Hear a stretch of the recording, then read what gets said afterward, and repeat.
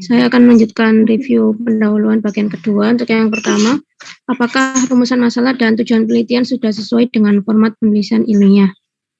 Ya, menurut analisis kami, untuk rumusan masalah dan tujuan pada skripsi 1 ini sudah sesuai dengan format, di mana rumusan masalah sudah dalam bentuk kalimat tanya dan memuat parameter yang digunakan pada penelitian. Kemudian untuk tujuan penelitian sudah dituliskan dalam bentuk kalimat pernyataan dan telah sesuai dengan rumusan masalah yang disebutkan. Selanjutnya.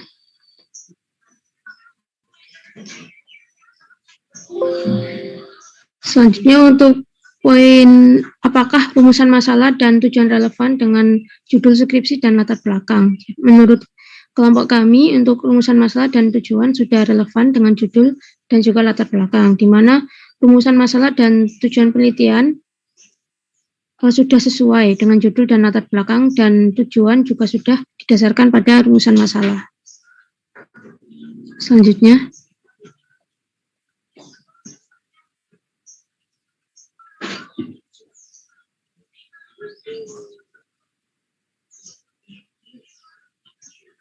Selanjutnya, apakah manfaat sudah bersifat aplikatif?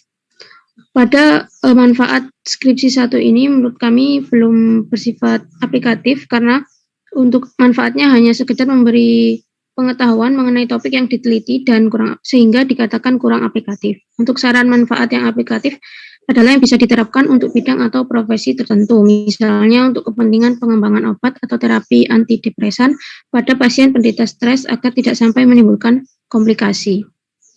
Selanjutnya, untuk review selanjutnya adalah bagian tinjauan pustaka.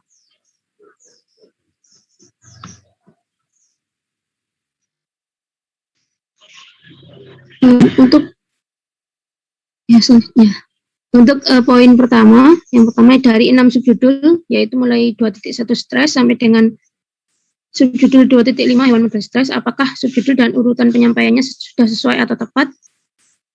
Untuk penamaan subjudul menurut kami ada yang kurang sesuai, di mana terdapat penamaan subjudul yang yaitu subjudul perilaku kecemasan yang bisa dispesifikasi dengan penambahan kata fisiologis, karena di dalamnya berhubungan dengan respon fisiologis, misalnya menjadi respon fisiologis kecemasan. Kemudian untuk tinjauan pustaka sudah memiliki urutan penyampaian yang tepat atau sesuai, di mana pembahasan diawali dengan penjelasan stres, kemudian mekanisme terjadinya stres, terutama efek pada organ ginjal, dan pembahasan mengenai anatomi serta histologi organ ginjal, terutama saat kondisi stres. Subjudul berikutnya membahas hormon pada ginjal yang berkaitan dengan stres, dilanjutkan membahas tentang perilaku fisiologis dari stres berupa kecemasan, serta metode untuk mengetahui perilaku tersebut, yaitu metode open field test atau OFT. Terakhir, dijelaskan mengenai metode perlakuan terhadap hewan coba, yaitu restraint stress.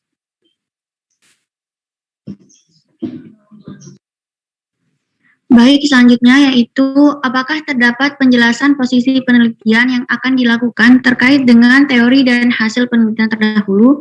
Menurut analisis kami, posisi penelitian pada laporan penelitian ini sudah sesuai karena terkait dengan teori penelitian terdahulu.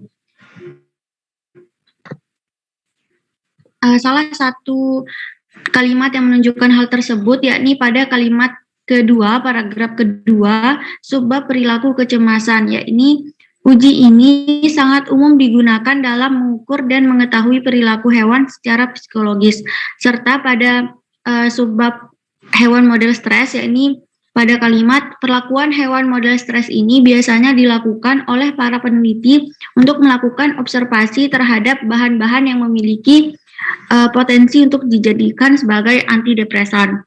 Kalimat tersebut menunjukkan bahwa uji OFT ini dan teori mengenai hewan model stres tersebut sudah pernah dilakukan pada penelitian terdahulu. Next. Selanjutnya yaitu apakah tinjauan pustaka sudah memenuhi 3 kriteria, yakni relevan, mutakhir, dan memadai. Menurut hasil analisis kami, laporan penelitian ini sudah sesuai dengan 3 kriteria tersebut. Yang pertama yakni relevan. Pada tinjauan pustaka sudah sesuai dengan kata kunci pada judul atau relevan, yaitu membahas stres, kemudian metode perlakuan dengan OFT, histologi, perilaku kecemasan atau fisiologis. Selanjutnya yakni mutakhir. Penelitian ini dapat dikatakan mutakhir karena menggunakan pustaka terbaru atau 10 tahun terakhir karena terdapat perkembangan informasi pada beberapa komponen penelitian penulis berkembang secara cepat sehingga memperoleh informasi yang baru saja terbaharui.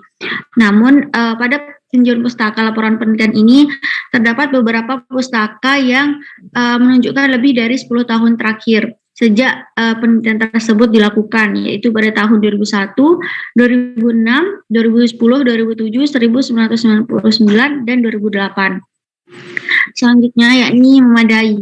Tinjauan pustaka pada laporan penelitian ini dapat dikatakan memadai karena penjelasan pada tinjauan pustaka sudah jelas, sistematis, dan terperinci. Next.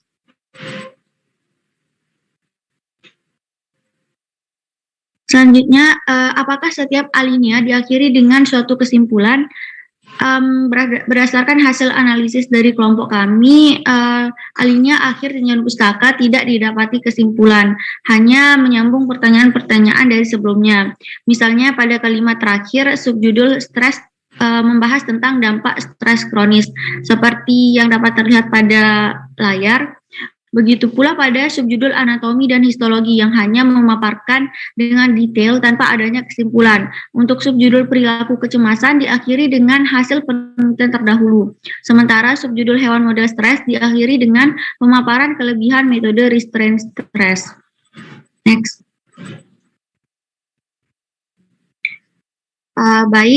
Sekian presentasi yang dapat kami sampaikan. Kurang lebihnya kami mohon maaf. Terima kasih. Assalamualaikum warahmatullahi wabarakatuh. Waalaikumsalam warahmatullahi wabarakatuh. Saya persilakan kelompok pembahas segera menyampaikan pertanyaannya. Presentasinya tepat 10 menit 33 detik. Ya, kelompok pembahas. Perkenalkan, nama saya Puspa dari kelompok 8. Sebagai kelompok pembahas, sebelumnya saya ingin mengapresiasi kelompok presenter karena telah menyampaikan pendapatnya dengan baik. Mungkin saya ada beberapa pertanyaan pada bagian pentingnya penelitian. Apakah betul itu sebagai pentingnya penelitian? Karena menurut saya pribadi, hal itu merupakan tujuan dari penelitian gitu. Kemudian untuk pertanyaan kedua saya, pada latar belakang itu kan memang sudah dikatakan mengenalkan topik penelitian, tapi pada latar belakang sendiri tidak dikenalkan objek dari penelitiannya sendiri. Mungkin pertanyaan dari saya cukup 2 itu aja. Terima kasih. Ya, mau langsung dijawab atau pertanyaan berikutnya dulu, kelompok 2?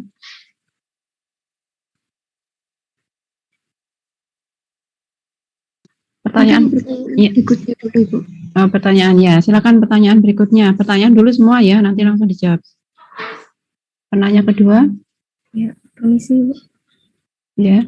Ya, saya Suraya dari kelompok pembahas. Saya izin bertanya tentang posisi penelitian. Itu apakah memang cukup dikatakan sebagai posisi penelitian apabila hanya berdasarkan kalimat-kalimat yang sudah disampaikan seperti teman-teman pembahas tadi. Dari apa yang saya baca pada skripsi tersebut, kalau menurut saya akan lebih tepat apabila posisi penelitian itu justru sesuatu yang ada di latar belakang. Maksudnya seharusnya disampaikan di daftar pustaka, tapi oleh peneliti tersebut disampaikan pada latar belakang. Yang saya maksud yaitu pada Umar DKK yang 2012 itu kan menyebutkan bahwa suatu studi menyebutkan bahwa stres memungkinkan terjadi perubahan struktur ginjal. Itu kan penelitian sebelumnya. Menurut saya itu lebih cocok apabila bisa dijadikan patokan untuk menunjukkan posisi penelitian dari posisi penelitian ini gitu. Kemudian saya juga setuju dengan apa yang tadi Puspa sampaikan ya tentang pentingnya penelitian karena memang kalau yang disampaikan tadi memang hanya tujuan gitu. Tujuannya untuk menganalisis perubahan, menganalisis pengaruh stres terhadap perubahan fisiologis dan juga histopatologisnya, tapi tidak benar-benar memberikan alasan kenapa pentingnya, kenapa harus mengetahui pengaruh tersebut. Gitu. Ya. Jadi seperti itu. Cukup, terima kasih. Ya, terima kasih. Penanya berikutnya.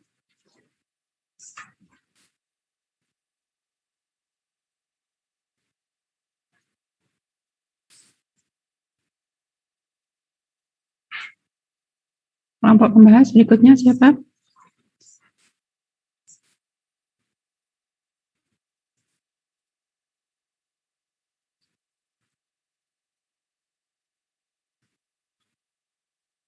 Siapa temannya Puspa yang satu kelompok pembahasnya siapa? Satu lagi siapa? Iya, Ibu izin menjawab. Zahri Ardiansyah, Bu. Mungkin karena ada kendala jaringan tidak bisa hadir ya, Bu. Pada saat Tidak bisa hadir apa tidak bisa bertanya? Hadir enggak tapi? Bentar, saya cek terlebih dahulu ya, Bu. Ya, silakan dijawab dulu dua pertanyaan tadi kelompok penyaji.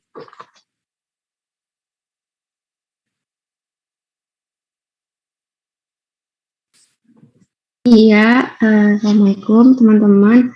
Aku Putri Filiani dari kelompok 2, izin menjawab pertanyaan dari Puspa terkait pentingnya penelitian tadi. Di PPT kami kan disampaikannya tujuan dan juga ada sedikit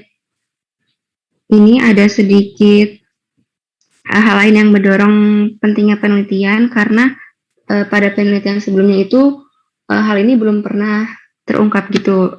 Jadi itu alasannya kenapa penelitian itu penting untuk dilakukan. Nah, terus menurut kelompok kami juga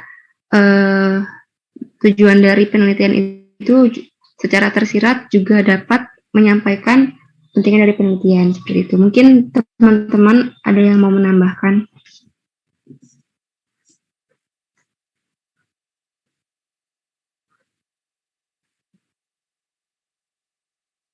Ya, teman yang lain ada yang mau menambahkan jawaban Putri tadi?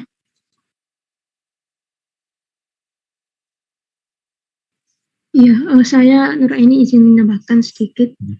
Jadi untuk pentingnya penelitian menurut saya juga pada kalimat yang hal ini digunakan enzim 11 beta hidroksisteroid sampai dengan hipertensi pada seseorang. Itu menurut saya sudah terdapat secara implisit terdapat pentingnya penelitian yang harus dilakukan oleh peneliti.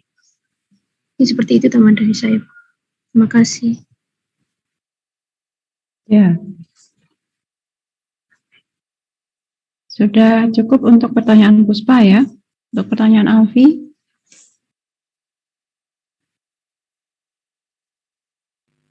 Baik, saya izin menjawab terkait saran dari Alfi tadi yang posisi penelitian.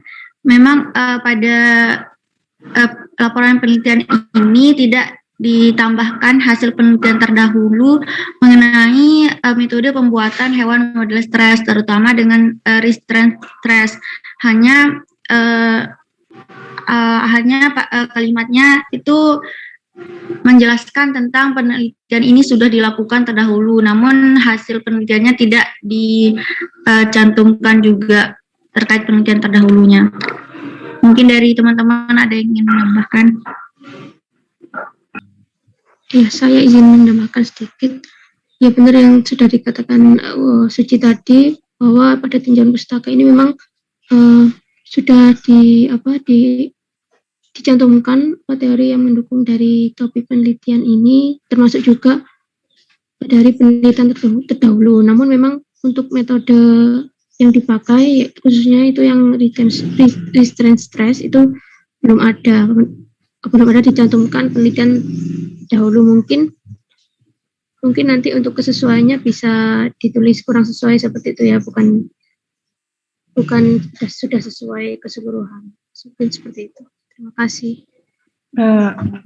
Maaf, mungkin Nur Aini, yang dimaksudkan revisi untuk kesesuaian tadi bagaimana? Harusnya bagaimana jadinya? Harusnya mungkin jadinya kurang sesuai gitu, Bu. Belum sesuai. Belum sesuai. Untuk menunjukkan pentingnya penelitian dilakukan, gitu ya maksudnya? Itu tadi terkait posisi penelitian, Bu. Oh, posisi, ya. Terkait posisi, jadi belum sesuai ya? Iya, Bu. Ya. Baik. Ini untuk kelompok pembahas masih belum bisa gabung, Puspa, temannya. Zahri terkendala jaringan sehingga tadi keluar. Iya, Ibu. Sudah masuk lagi atau belum bisa masuk ini? Belum bisa masuk juga. Iya, Sekarang masih sudah, Bu. mencoba masuk. Ya. Baik. Sambil menunggu mungkin Zahri nanti bisa masuk. Silakan apabila ada yang ingin menanggapi dari teman lain di kelas C, menanggapi apa yang disampaikan pada presentasi tadi, atau mungkin hal lain memiliki pendapat yang berbeda, mungkin dari apa yang disampaikan kelompok penyaji.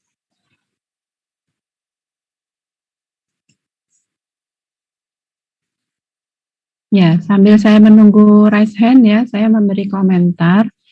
Jadi terkait dengan kesimpulan di akhir alinea, ya. Kesimpulan di akhir alinea itu mohon tidak dimaknai atau tidak dipahami seperti halnya kesimpulan pada bab 5. Ya. Tetapi coba saudara rasakan ketika membaca satu alinea, kemudian saudara pahami ini pokok pikirannya apa. Nah, ketika sampai kalimat terakhir, itu apakah saudara sudah bisa mendapat satu simpulan bahwa penjelasan pada alinea tersebut itu sudah mencakup pokok pikiran yang dimaksud, atau masih menggantung, gitu ya. Jadi kalimat terakhirnya ini masih menggantung, kemudian beralih pada paragraf berikutnya yang pokok pikirannya sudah berbeda. Ya, jadi yang saya maksudkan kesimpulan di akhir paragraf itu adalah itu. Jadi seringkali, ini coba ya saya cari, seringkali di akhir paragraf itu masih belum ditutup gitu ya, masih belum ditutup dengan kalimat terkait dengan pokok pikiran dari paragraf tersebut, begitu ya. Jadi beda dengan kesimpulan yang secara eksplisit menunjukkan jawaban dari permasalahan deskripsi itu, gitu ya. Nah, kemudian yang kedua terkait posisi penelitian. Sebenarnya posisi penelitian ini akan sangat penting apabila peneliti itu harus menyampaikan kerangka konsep. Ya, jadi konsep penelitiannya itu sebenarnya apa? Karena penelitian kita itu dilihat dari, kalau tadi menyatakan apakah penelitian terdahulu itu hasilnya sudah memenuhi yang diinginkan atau tidak, atau masih ada kesenjangan yang masih perlu dijawab dengan penelitian berikutnya, gitu ya. Kemudian posisi penelitian kita itu di mana, gitu. Yang dimaksudkan adalah misalkan terkait stres, begitu ya. Kan banyak hal ini yang mengakibatkan stres, gitu. Tetapi di sini lebih menekankan pada organ organ tertentu, gitu ya, pada ginjal, gitu ya. Maaf, pada bagian tertentu gitu ginjal ya, pada ginjalnya, sehingga tidak pada bagian yang lain. Nah, itu yang dimaksudkan adalah posisi ini, misalkan pada bagian yang lain itu sudah banyak yang meneliti, tetapi pada organ ginjalnya itu belum banyak yang meneliti, atau sudah diteliti tetapi belum menekankan pada histopatologi terkait stres, misalkan seperti itu, sehingga sebenarnya sama kalau dilihat dengan pentingnya itu apa sih gitu ya, tetapi ini dilihat dari sudut yang berbeda.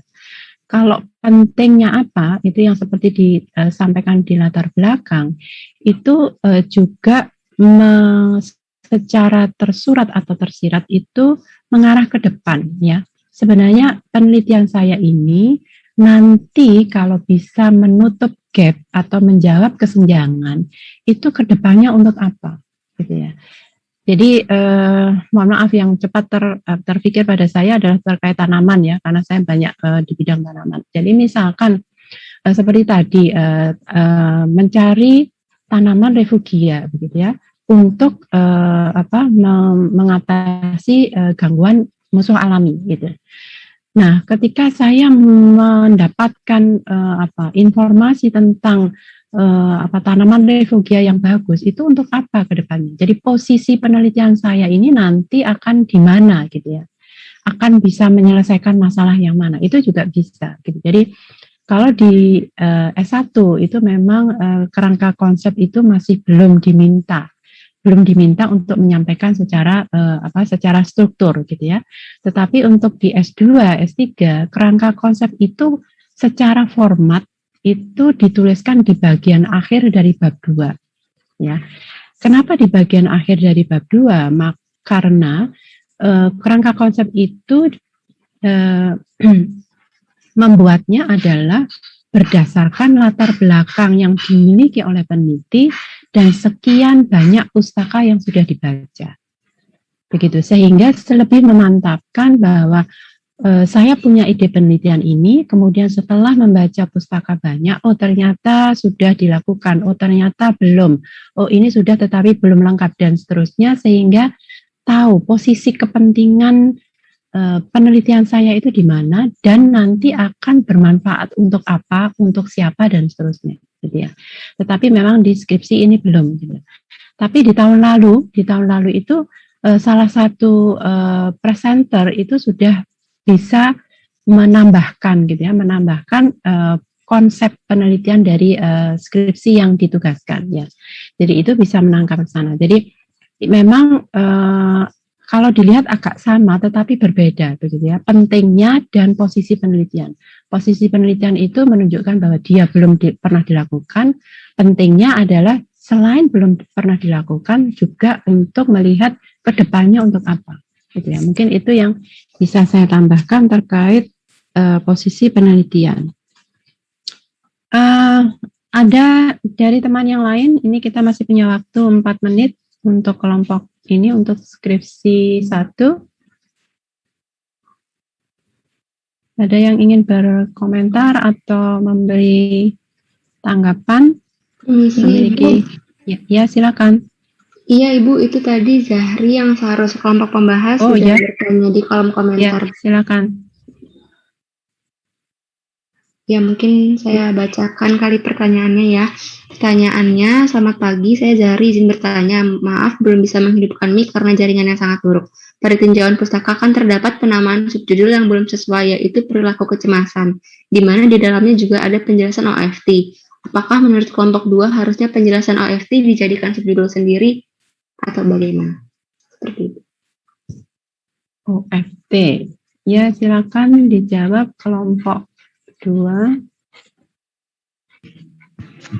Baik Bu, saya izin jawab untuk pertanyaan dari Zahri.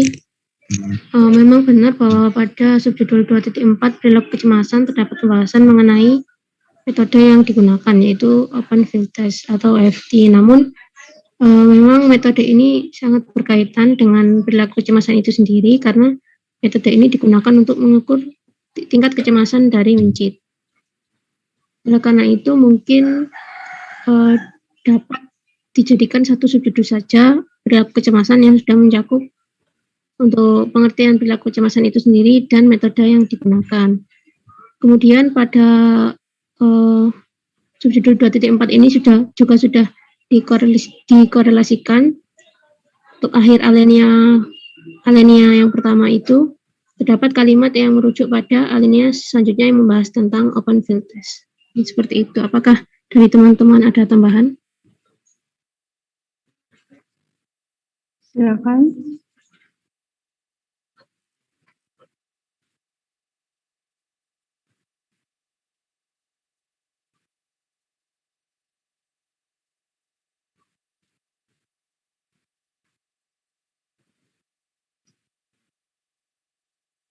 Tidak ada tambahan? Ya, Sepertinya ya silakan Nur. sepertinya sudah cukup dari teman-teman. Sudah cukup ya. Ya, ini ada 1 menit saya karena teman-teman yang lain tidak ada yang raise hand, saya boleh bertanya satu pada kelompok penyaji. Ya, ini saya melihat tinjauan pustaka dari skripsi 1 itu 2.3 itu judulnya adalah subjudulnya adalah mengenai hormon stres pada ginjal. Ya, kalau kembali pada judul skripsinya itu adalah pengaruh pemberian stres pada mencit terhadap perilaku fisiologis dan profil histopatologi organ ginjal. Nah, pertanyaan saya, menurut kelompok penyaji, apa hubungannya atau keterkaitannya sub 23 tadi sehingga di tinjauan pustaka itu dituliskan tentang hormon apa tadi? Hormon 23 hormon stres pada ginjal.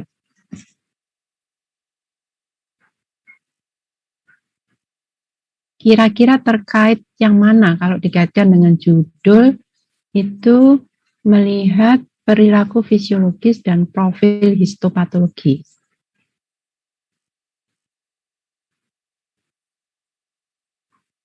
Atau silakan, mungkin tidak kelompok penyaji saja, teman yang lain ada yang ingin berpendapat? Halo, Ya, silakan Putri. Bu, saya izin berpendapat, Bu. Ya. Menurut saya, penjelasan mengenai hormon ini di dalamnya juga dijelaskan bahwa munculnya hormon itu kan dapat mempengaruhi dapat meningkatkan level kortisol, Bu. Nah, di situ dijelaskan bahwa nanti meningkatnya level kortisol itu berpengaruh terhadap histopatologi ginjal, seperti itu, Bu. Jadi menurut saya masih berhubungan dengan judul. Mungkin teman-teman Berpengaruh dengan apa? Masih berpengaruh dengan judul penelitian. Enggak, sebelumnya bahwa hormon tadi. Oh iya, Bu, jadi meningkatnya hormon itu adanya hormon itu nanti akan meningkatkan level kortisol pada ginjal. Nah, level kortisol itu nanti akan mempengaruhi struktur histopatologi ginjal, seperti itu, Bu, dijelaskan pada paragraf tersebut. Ya, berarti itu lebih terkait pada anatomi ya, anatomi atau histopatologi organ ginjal. Ya, seperti itu, Bu. Bukan pada perilaku fisiologinya ya. Saya membayangkan kalau hormon ya, hormon kemudian kira-kira apakah anatomi nanti histopatologi ginjal itu akan berubah menjadi seperti apa begitu ya? Mungkin bisa apakah seperti itu menurut Putri? Kalau dilihat nanti mungkin kan dibahas ya hasil pembahasannya begitu ya, tapi kita tidak terkait ke sana. Tapi maksud saya hormon ini lebih terkait pada perilakunya atau profil histopatologinya? Kalau menurut saya lebih terkait terhadap profil histopatologinya, Bu. Ya, profilnya akan ada perubahan apa? Itu saya belum tahu, Ibu. Mungkin teman-teman ada yang bisa menambahkan.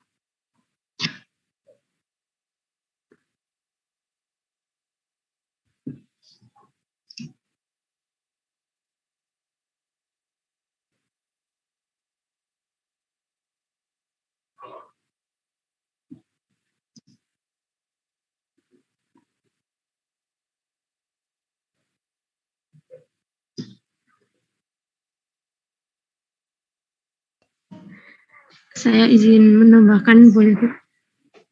Apakah diperbolehkan?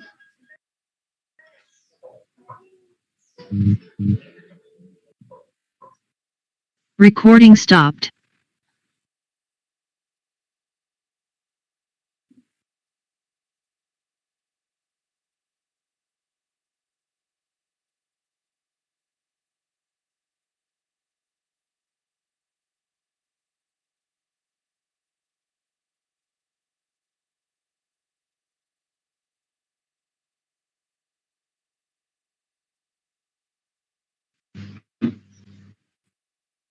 Ya, mohon maaf. Terlempar Recording in sebentar. progress. Ya, jadi ya nanti ketika membahas bab 3, 4 ya nanti dilihat apakah atau bagaimana keterkaitan hormon, penjelasan hormon pada tinjauan pustaka itu dengan hasil dan pembahasannya. Baik, terima kasih waktunya untuk kelompok penyaji dari kelas C. Kita berikan aplaus untuk kelompok penyaji. Terima kasih sudah dipersiapkan dengan baik. Untuk berikutnya terakhir skripsi 3. Skripsi 3 dari kelas B. Iya Ibu, sebentar mungkin untuk Ovi bisa tolong di share screen. Untuk PPT-nya apa sudah terlihat? Oke, sudah terlihat Ovi. Ya, sudah. Oke. Baik, kami mulai ya Bu. Assalamualaikum warahmatullahi wabarakatuh. Selamat pagi Bu Retno dan kawan-kawan semuanya. Kami dari kelompok 2 kelas B sini akan mereview terkait skripsi 3 yang berjudul viabilitas dan pertumbuhan biji porang Amorphalus muleri Blume dari bunga terfertilisasi dan tidak terfertilisasi. Untuk mereview sendiri kami akan mereview terkait relevansi judul penelitian dengan latar belakang, perumusan masalah, tujuan penelitian serta strategi penelusuran, pemilihan dan penulisan tinjauan pustaka. Adapun anggota kelompok kami terdiri dari 3 orang yaitu Afif Eka, Anggi Indria, Foni Masruro, Nisa Nabila, Novi Nabila, serta Septian Muhammad. Untuk slide selanjutnya akan dijelaskan oleh rekan saya. Baik, untuk latar belakang, jadi pada latar belakang skripsi 3 ini sudah memperkenalkan topik penelitian yang dikerjakan. Hal ini ditunjukkan oleh pokok pikiran yang tertulis yaitu ada Amorphalus muleri Blume atau porang, kemudian biji porang yang dijadikan sebagai benih dan hasil pertumbuhan dan umbi dari perkecambahan biji yang berasal dari bunga terfertilisasi dan tidak terfertilisasi. Alinea yang menunjukkan pokok pikiran tersebut ada pada alinea pertama, alinea kelima, dan juga alinea terakhir. Jadi pada latar belakang di skripsi 3 ini sudah memperkenalkan mulai dari objek, kemudian metode dan lingkup atau wilayahnya. Selanjutnya bisa di next. Selanjutnya yaitu pada bagian latar belakang sudah terdapat penjelasan terkait pentingnya penelitian dilakukan. Hal ini ditunjukkan pada kalimat pada alinea ke-6 yang berbunyi yaitu penyediaan benih dari biji menjadi penting dikarenakan selama ini petani porang lebih dominan menggunakan umbi dan bulbil sebagai benih dibandingkan dengan biji. Perbanyakan tanaman porang menggunakan biji mempunyai potensi untuk menghasilkan tanaman lebih dari satu semaian. Karena adanya peristiwa poliembrioni pada porang yang menguntungkan bagi petani porang karena dapat menghasilkan tanaman lebih dari satu berasal dari satu biji. Slide selanjutnya. Baik, untuk slide selanjutnya merupakan penjelasan bahwa judul atau topik yang akan diteliti belum terpecahkan atau belum pernah diteliti. Pada skripsi 3 menunjukkan bahwasanya pada bagian latar belakang terakhir dijelaskan bahwa belum terdapat penelitian sebelumnya. Tersebut juga dibuktikan belum pernah terdapat publikasi dengan penelitian dengan judul yang sama. Adapun bukti kutipan tersebut adalah dari beberapa penelitian yang ada atau telah terpublikasi, belum pernah dilakukan perbandingan antara tanaman dan umbi yang dihasilkan dari perkecambahan biji yang berasal dari bunga terfertilisasi dan biji yang berasal dari bunga yang tidak terfertilisasi, sehingga dapat dipastikan bahwa penelitian ini belum pernah diteliti. Untuk saat berikutnya, untuk berikutnya merupakan penjelasan apakah penyampaian setiap alinea di latar belakang menunjukkan alur pikiran yang runtut. Baik, latar belakang, penyampaian latar belakang sebenarnya sudah runtut dan sudah berkaitan dengan logika alinea. Namun, terdapat kekurang tepatan apabila potensi ekspor dan juga produksi porang dibahas pada paragraf keempat dan 5. Seharusnya, hal tersebut dibahas di awal paragraf sebagai salah satu topik umum permasalahan yang akan diangkat. Next.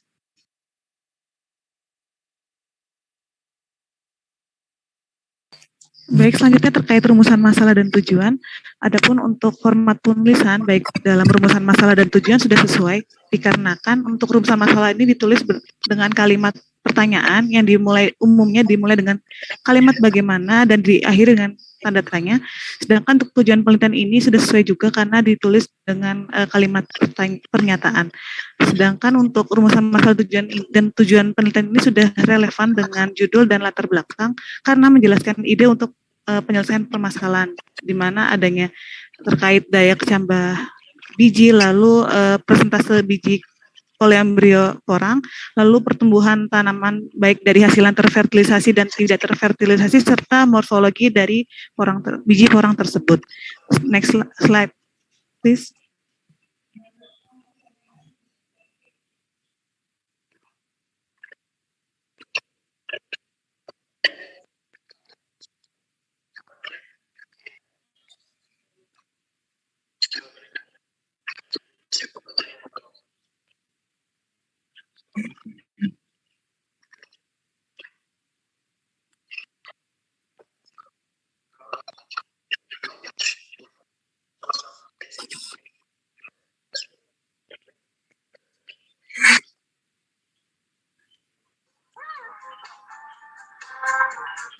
Saya akan menjelaskan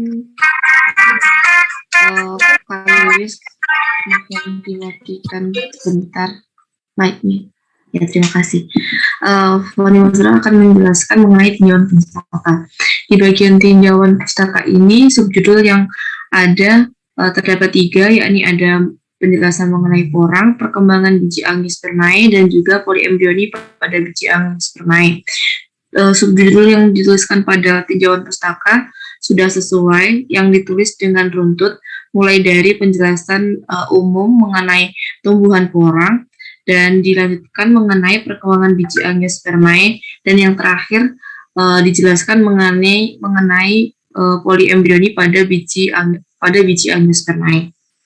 Sehingga penjelasan yang ada di sini dimulai dengan penjelasan umum sampai kepada bagian-bagian yang lebih rinci mengenai poliembrioni pada biji angiospermae.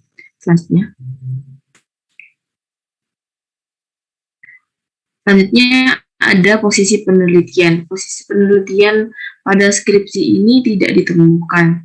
Posisi penelitian sendiri umumnya dituliskan pada bab 2 yang akan menjelaskan posisi penelitian yang dilakukan yang akan dibandingkan dengan penelitian-penelitian sebelumnya yang sudah dilakukan.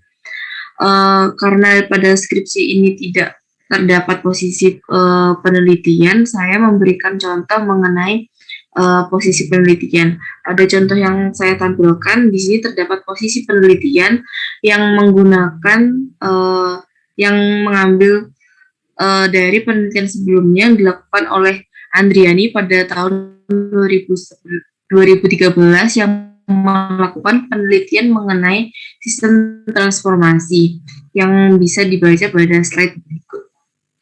Selanjutnya,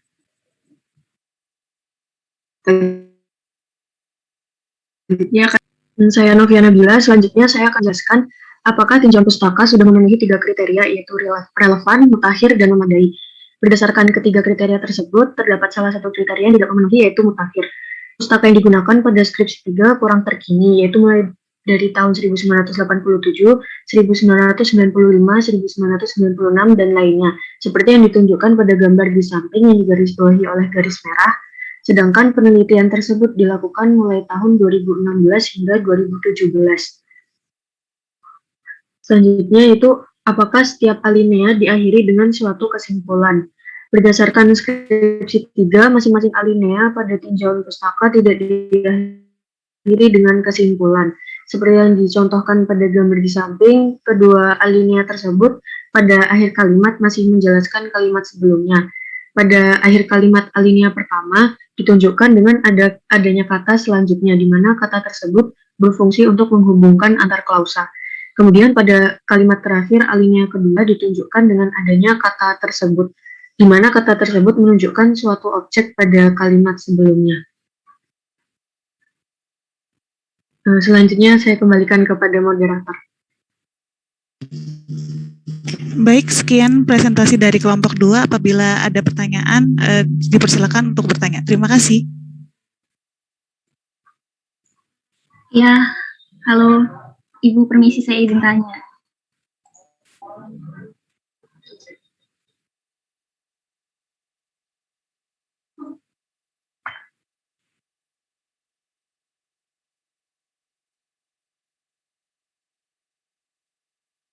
Halo Ibu. Maaf, saya masih angkat. Ya, silakan. Oh, iya.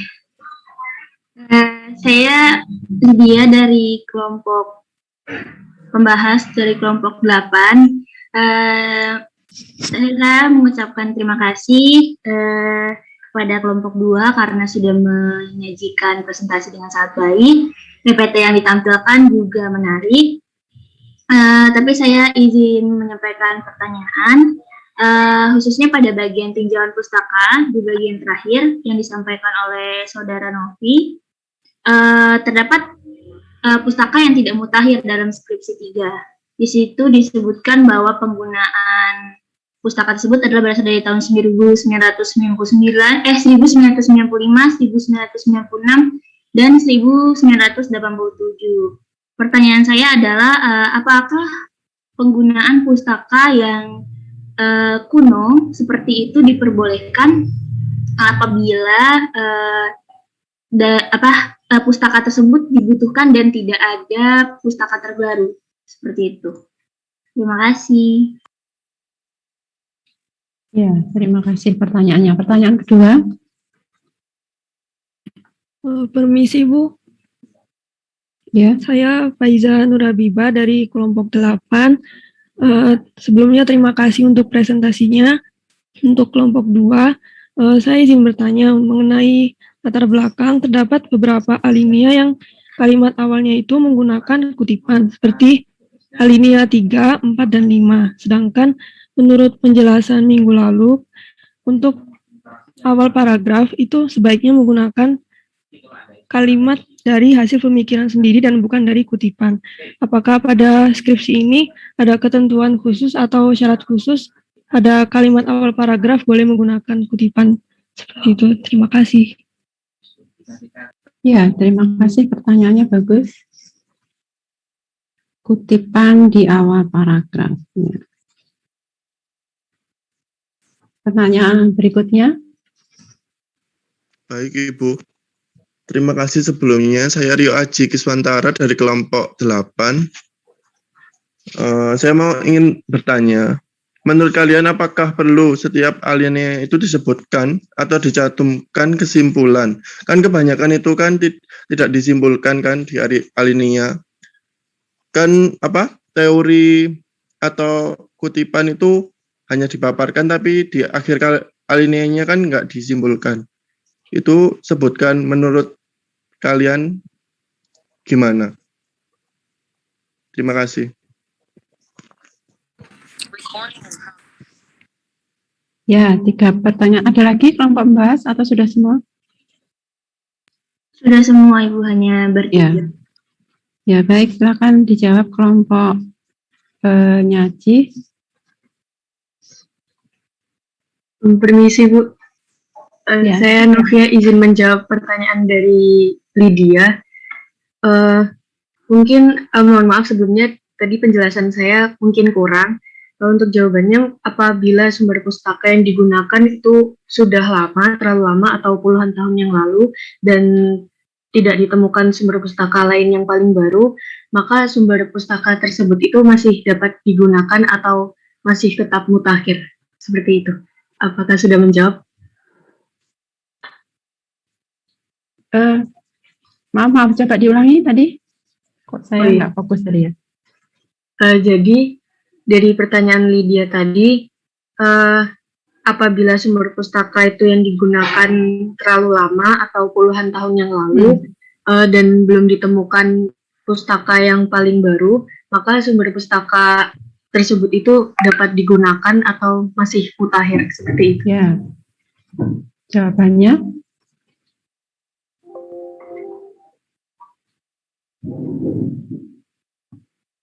Itu tadi jawaban saya, Bu. itu tadi jawabannya. Iya. Jadi kalau belum ada yang baru itu boleh dipakai begitu ya, yang lama tadi. Bagaimana Lydia? Ada tanggapan, feedback? Kalau begitu, apakah penggunaan pustaka kuno di dalam skripsi 3 ini dapat dikatakan tidak mutakhir atau mutakhir? Karena kita, apakah memang penulis menggunakannya karena memang tidak ada pustaka terbaru, ataukah memang, maaf, jalanannya ramai, apakah memang masih ada yang lain tapi menggunakannya yang kuno begitu? Ya, bagaimana Novia? Kalau menurut saya sendiri sebenarnya dari saya sendiri sebenarnya belum mengecek lebih dalam lagi apakah yang digunakan itu dari skripsi 3 sudah apa ya, dia dari skripsi 3 sendiri ini sudah menggunakan yang paling terbaru apa belum? Ya, sebenarnya kan dari kalimat itu kita bisa bisa menduga ya. Sebenarnya ini harusnya tidak boleh dipakai gitu. Seperti ini.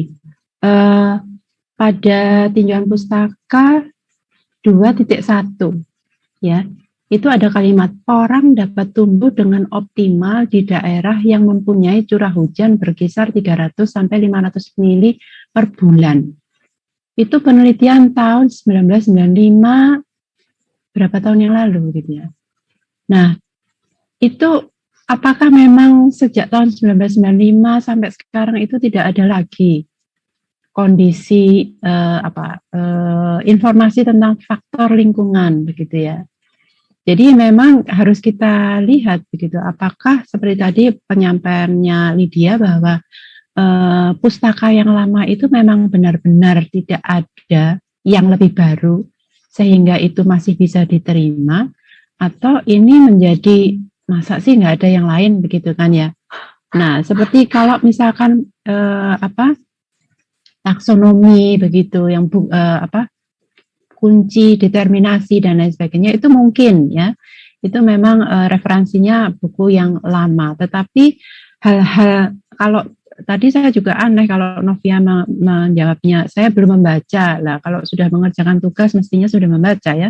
Sudah bisa menjawab mestinya sudah membaca begitu. Jadi apakah tahun 2002 yang digunakan itu tepat gitu ya untuk disampaikan memenuhi kemutakhiran ya. Jadi sebenarnya dari kalimat itu kita bisa membayangkan apakah memang iya ini kira-kira belum ada yang lebih baru gitu, ataukah mestinya ini sudah ada gitu ya. Jadi boleh tidaknya bisa kita lihat dari kalimat yang dirujuk begitu ya, pustaka yang dirujuk itu apakah memang benar-benar pustaka yang tidak ada yang lebih baru lagi dari itu. Ya, baik, mungkin pertanyaan Lydia sudah terjawab. Kemudian untuk pertanyaan berikutnya silakan untuk pertanyaan Faisal dan Rio.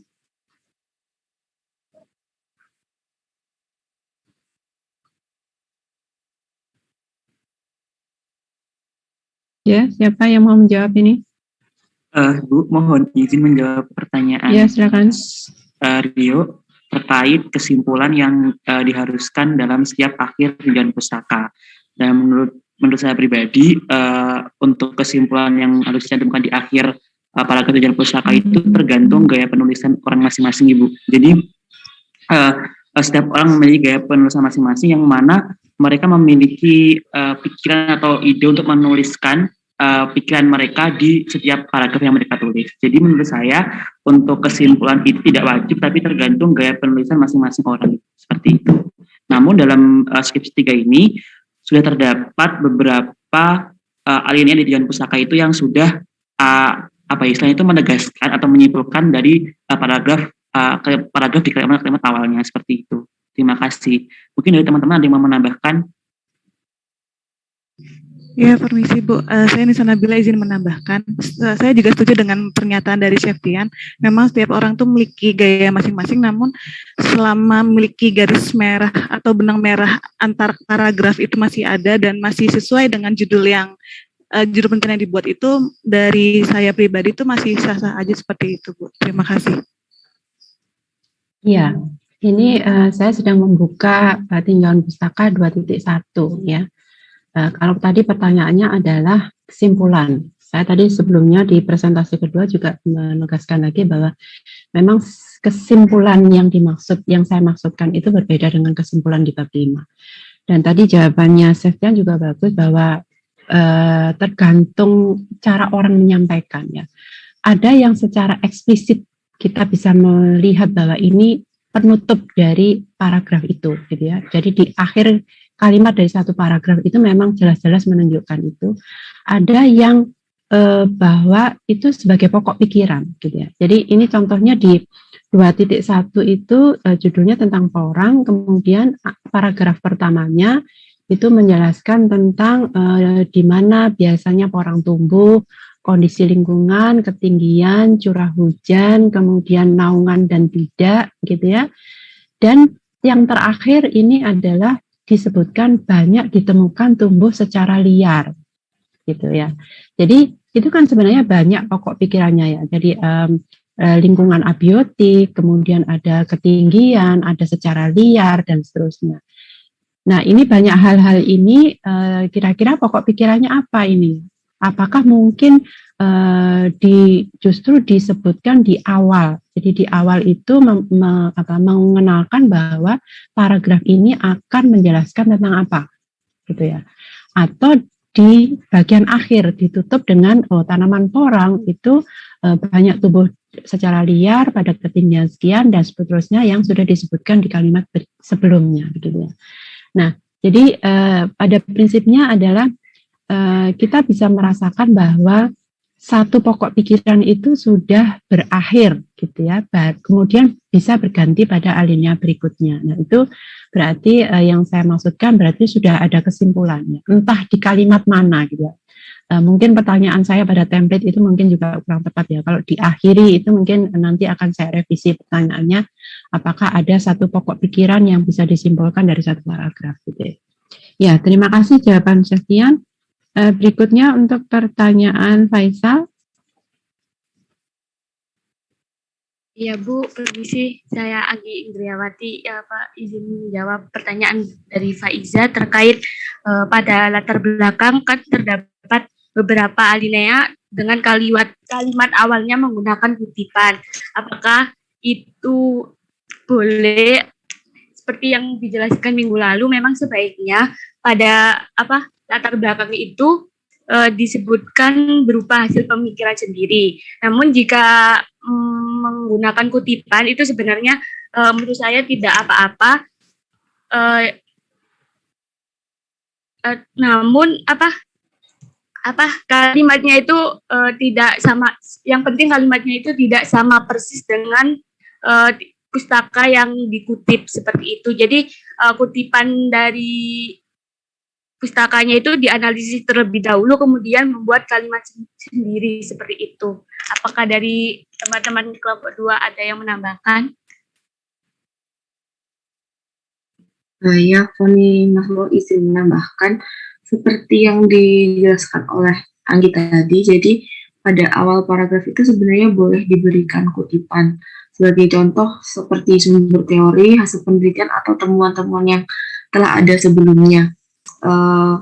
Tetapi seperti yang dijelaskan tadi, jadi hasil dari penelitian atau sumber teori dan temuan sebelumnya itu perlu diparafrase atau disesuaikan dengan apa-apa yang diperlukan oleh penelitian yang terbaru ini, sehingga hasil penelitian sebelumnya atau temuan itu termasuk dalam ulasan pemikiran dari penulis skripsi yang terbaru ini, seperti itu. Terima kasih. Ya, terima kasih jawaban. Masih ada yang ingin menambahkan dari kelompok 2?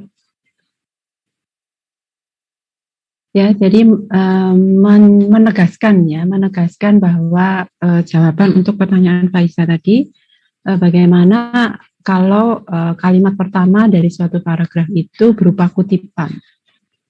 Saya menangkap kata kuncinya adalah parafrase. Ya, jadi bagaimana kita atau penulis itu menyajikan kalimat awal itu menjadi tidak secara eksplisit terlihat bahwa itu adalah kutipan. Nah, seperti contohnya di sini ini yang juga sedang saya buka ini latar belakang di halaman pertama itu ada paragraf kedua dari bawah. Menurut Sumarwoto dan seterusnya, pada tanaman porang dapat menghasilkan 2-4 biji dalam satu buah. Ya, ini sebenarnya kalau diparafrase itu akan bisa Sumarwoto itu tidak muncul di depan, gitu ya. Jadi ada tanaman porang dalam satu buah umumnya dihasilkan 2-4 biji dalam kurung Sumarwoto 2005, gitu ya. Jadi dari situ sudah tidak terlalu tampak jelas bahwa kutipan itu dituliskan seperti halnya kutipan, tetapi seolah-olah atau sudah dilakukan analisis tadi ya, istilahnya sudah dilakukan analisis sehingga kalimatnya menjadi seolah-olah kalimat sendiri. Nah, hal-hal seperti itu memang menjadi penting ya bagi kita pembaca itu enak tidaknya membaca hubungan satu kalimat dengan kalimat berikutnya, begitu ya. Nah, saya seringkali ini bercerita kalau membaca naskah skripsi atau proposal itu kadang tidak terasa itu sudah sampai pada lembar kesekian gitu ya. Karena apa? Karena bacanya enak. Tapi ada yang baru satu paragraf ke paragraf kedua itu sudah lelah bacanya. Karena tidak mudah dipahami gitu ya. Jadi pokok pikirannya apa, kalimatnya kurang teruntut begitu ya. Jadi itu yang mempengaruhi memang kita menulis itu tidak bisa satu kali jadi gitu ya. Nah, ini juga latihan sehingga dari sini harapan kita semua dengan latihan ini bisa melihat, bisa mencontoh bagaimana membuat latar belakang, menulis latar belakang, menyusun tinjauan pustaka begitu ya, dengan menerapkan atau mengaplikasikan kaidah-kaidah penulisan secara ilmiah gitu ya. Saya rasa itu yang bisa kita ikuti dari kelompok terakhir. Kita beri aplaus untuk kelompok terakhir. Terima kasih sudah mempersiapkan dengan baik. Kemudian tadi kelompok pembahas juga sudah mempersiapkan pertanyaannya dan juga sudah dibahas oleh kelompok, sudah dijawab oleh kelompok penyaji.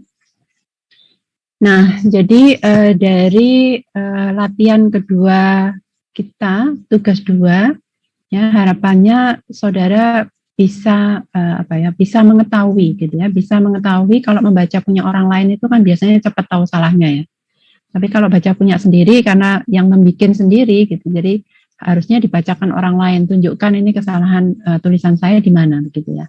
Nah, harapannya sudah tahu bagaimana harus membuat bab 1 sesuai struktur dan format penulisan, sesuai kaidah penulisan, juga tinjauan pustaka begitu ya.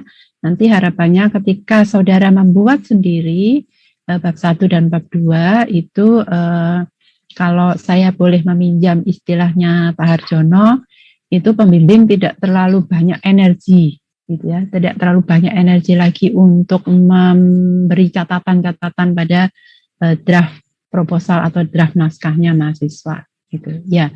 Mudah-mudahan apa yang kita pelajari ini bisa bermanfaat untuk kedepannya dalam persiapan penulisan proposal maupun laporan penelitian tugas akhir. Nah, untuk mengakhiri ini seperti yang saya sampaikan minggu lalu, ada kuis sedikit untuk mengevaluasi apakah saudara sudah sejauh mana gitu ya pemahaman yang sudah saudara miliki terkait penulisan bab 1 dan bab 2. Ya, jadi mudah-mudahan nanti tidak terjeda. Ini ada link yang silakan dikerjakan. Sebentar.